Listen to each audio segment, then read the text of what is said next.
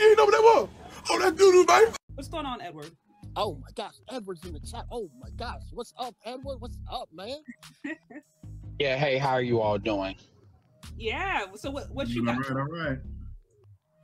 I'm gonna save like the rants and the not rage quitting on my channel, but I will say this. Because you got really a solid audience.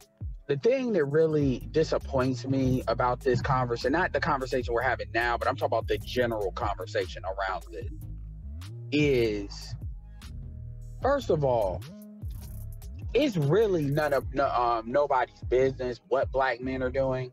Yeah. And it's just crazy because, like, for example, let me lay out some facts. Fact number one, black women have more passports than black men.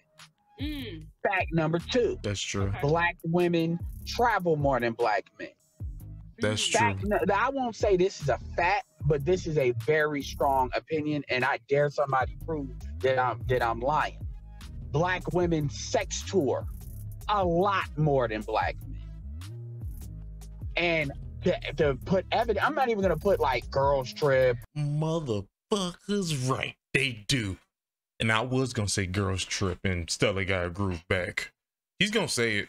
I know, because I watched it already. Don't y'all judge me. This is pre-recorded. I could do this.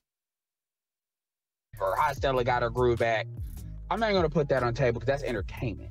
There's a book, and I forget the book. Dennis Sperling has gone over this book. I knew about this book before. It's called A Pursuit of Happiness, and then it's like a subtitle. And this book was written, I'm in North Carolina. This book was written by Duke University Press. This book was written by a black woman, an African-American woman. This book is actually a feminist studies book because it tries to justify it. This is a story, so they actually tell the truth. And then they justify it with intersectionality. Oh, like, God. Huh? I'm listening. I'm just like, oh, gosh. Okay, so the typical, yeah, because I know how I can be. I can be like a freight train. So the typical, I couldn't find the Oprah stuff, the talk show stuff. I can't find no man, these men are this is this. So it tells the story of a black woman and other black women going down there to particular Jamaica, and literally their families were getting upset about them leaving because this is how much time and money they were spending down there. Like, it literally became a problem. Now, these are like what BGS would call 92. So upperly mobile, making it corporate, black women. And it literally got to, Dennis Sperling has literally read pages out of this book. And the reality is, and I could talk about things like Mocha Fest, Urban Escapes. I promise you a lot of what Tom Joyner and Michael Baisden, a lot of these cruises that'll go to these locations, it is a whole infrastructure.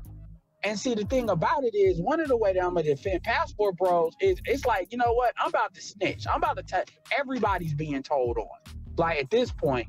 And because the reality is, I would argue that black men actually have a reputation of not being good tricks. That they have Africa. He's goddamn right. We are terrible at it. So bad. American men, because African-American men, number one, have a culture of not wanting to pay because of the stigma that has in the United States. When I say not wanting to pay, I don't mean like, saying you will, you won't. What I'm saying is they have this thing, but one, they want to convert a chick.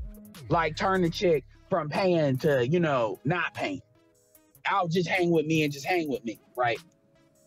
And so a lot of women that are actually in that game don't even like dealing with African-American men in that way in a lot of these places. Now, my reference field, I was in a couple of different countries, but the Philippines, I was there the longest for 6-7 months. And so that's out there. Now, I don't deal with a lot of African-Americans that are not in the military enough, but that's a reputation out there. So the people that are being framed as the ones that are really doing the prostitution the most, it's very few. Like, for instance, Brazil has 70,000 Americans at any given time in that country. Black men are a very small percentage of what that is.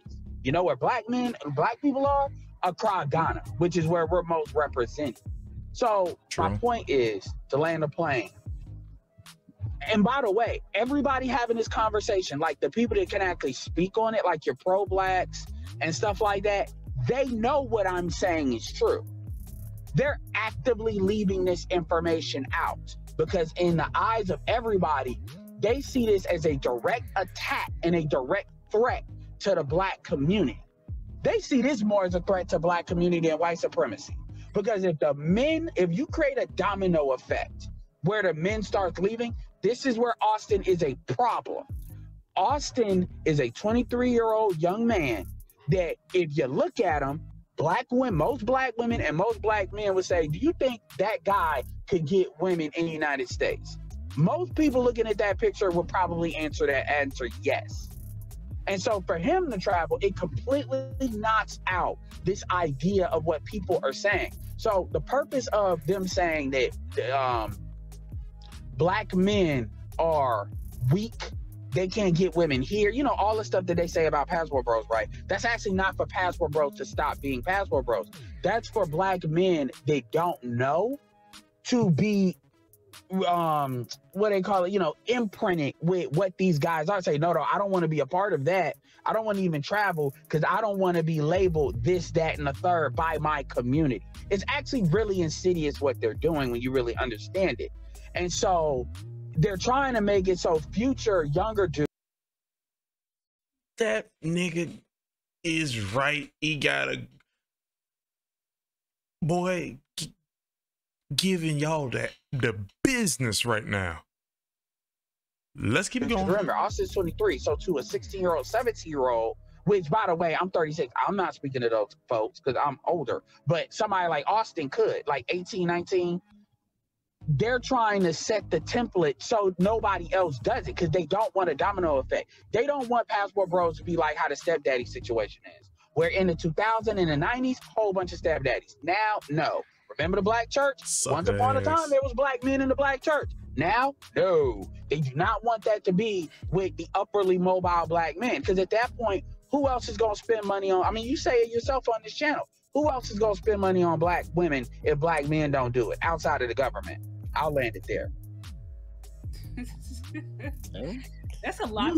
That's a lot. All that I don't need no, and by the way, all that I don't need no man crap that we keep hearing. Oh, now you see how strong that really is. So when dudes leave, exactly. Nigga, right? I already knew that I don't need no man. She was like, I already knew that was just, they were just talking. Who didn't think they was just talking? You can't keep saying you don't need no man, but black women are like they hate everybody that dates out.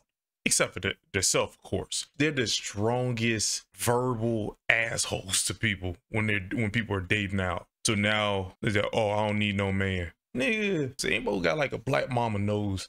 Nigga, don't be lying to me. You lie to your friends, not me. Crazy ass. I did not know. Like, it was an actual problem that black women was doing that, like sleeping with people from other countries. Like, I didn't even know that shit. They wrote a book and everything. Y'all just let that shit slide? How dare y'all attack passport bros, aka myself now? How dare y'all? Edward beat the dog shit out of y'all with facts.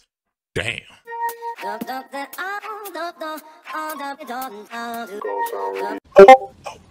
you ain't know what that was? Oh, that doo-doo, baby.